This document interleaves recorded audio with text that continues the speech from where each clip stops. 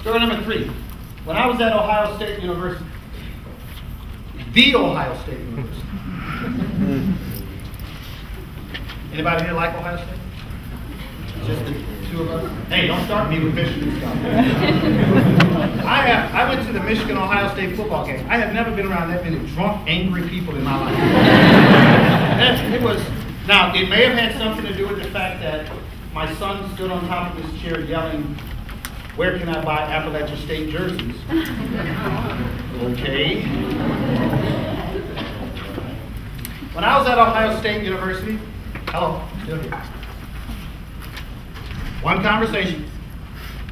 When I was at Ohio State University, this was, again, 100 years ago, and I now can see things in a more objective way. I spent all my time with Southern African Americans.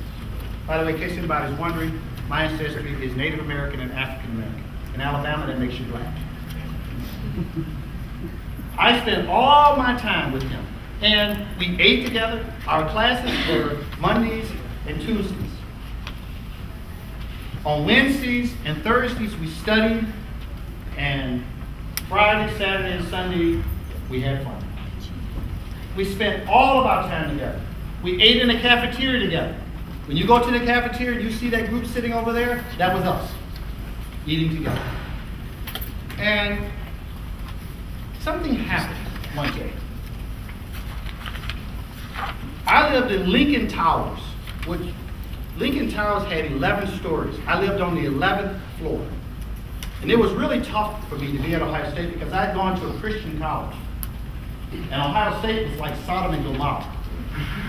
I mean, I couldn't believe, like, girls were walking down the halls with towels on.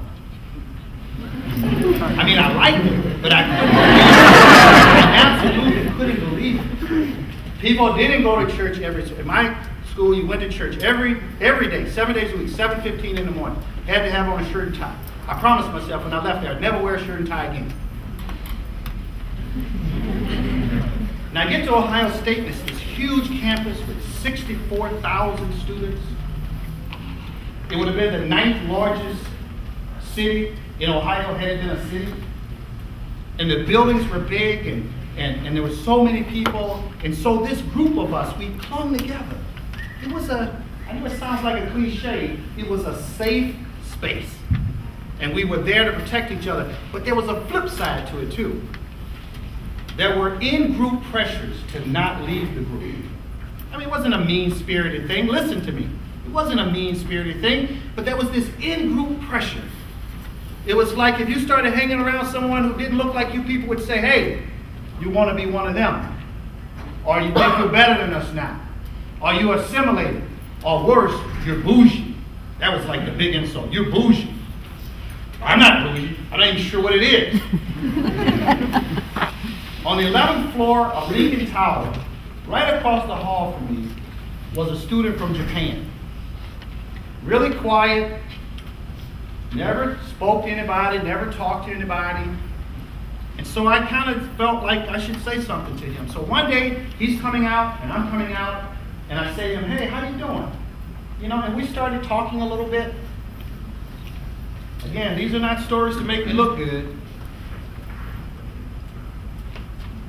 He started hanging around the whole group. When we would eat lunch, he would come and eat lunch. And my buddies would be like, "Hey man, that guy is with you again. Why is he hanging around you?" And we would go to play basketball. And I tell you what, I was good. I was a lot better than Matt Cheney. No, I was good. I quit playing basketball because I kept hurting myself on the rim. I guess you had to be there. So we would play basketball, and we were in, they were called Jesse Owens gyms, and there were like 4 of them. And we would go and play. This guy would just sit there and watch not everybody play, just me. And my buddies were riding me pretty hard. They're like, I'm just going to speak plainly with you. They're like, "Hey man, your girlfriend's here. Wow, she's with you everywhere you go." And so I did what many people would do in this culture at that age. I just pushed them away. I just basically communicated to him, this ain't working out.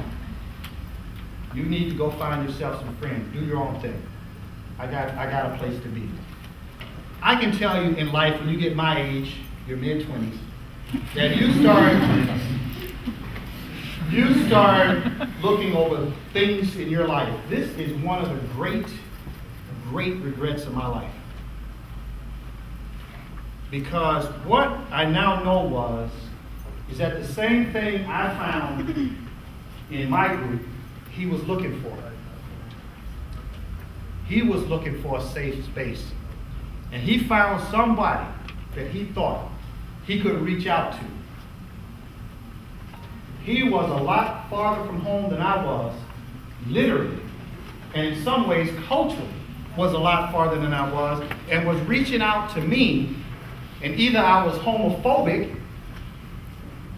xenophobic, or just plain immature. But I pushed him away. I tell you that story, and this is the point of that. Since I've taken the job of Chief Diversity Officer, I've had people say to me, why is it you spend more time talking to folks in wheelchairs, and brown people, and people that are gay, or people that are whatever? Why is it that you prefer them? No, I don't prefer them. But I prefer this. That somebody at this campus reach out to people. And good gracious of life, if the Chief Diversity Officer of a place is not the one who's reaching out, then who will do it? So if you see me spending extra time with someone from Japan, maybe that for me is not just a personal, professional commitment, maybe it's a redemption song. Maybe it's also an attempt for me to role model, because what I'd like to see is for each of us to do that. Story number 4. They mentioned that I was working in the Jim Crow Museum. Oh, by the way, you know why I'm telling you stories tonight as opposed to giving you a lecture? A, because it's not as boring. But when I was teaching, and do I have any ex-students in here?